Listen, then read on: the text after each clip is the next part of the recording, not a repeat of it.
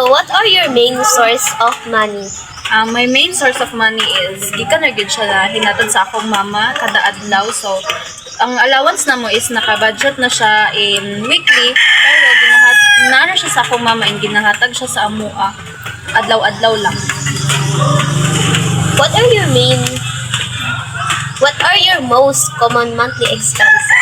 So my most monthly expenses is transportation expense and also sa kanang mga project sa school like katong sa ato ang mga painting na siya gastuhonon and pod kanang mga printing sa mga modules and also sa kanang mga snacks na like gutomon ka so magasto gid ka sa snacks.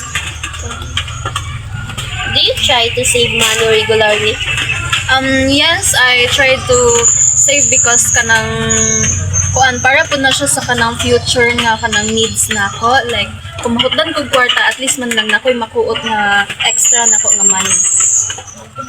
Next, when you have extra money, how do you decide whether to save it, spend it, or spend it on something you want? Akong is ginasave gid nako siya kay para pud na ako'y magamit for future nako nga mga expenses and also kanang kung naay mga emergencies nga kanang moabot like kinahanglan jud nako ang funds na ako'y magamit. When you have money, what usually your first priority for expending? First priority nimo sa imong pag-spend? My first priority is kanang sa ako adyo ng mga needs like sa school purposes like mga project and mga regular na ko nga mga needs like mga pagkaon or and sa transportation po siya. Okay. What is the biggest challenge you face in managing your money? My biggest challenge is like kakatintan ko sa kanang mga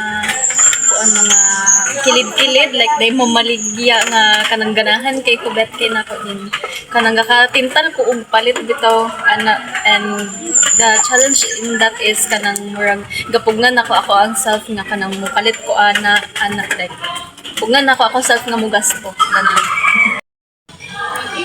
So, my analysis and interview, financial challenges have a direct impact on the student's daily life, particularly when poor money choices results in stress, difficulty covering essential expenses before the week ends. So, although the students understand the need to prioritize necessities over the luxuries, staying consistent requirements, stronger self-control, money decision gently affect emotional health, academic focus, and overall stability. Recommendation is control impulsive buying, like applying waiting period like the 24 hours rules before purchasing non-essential items.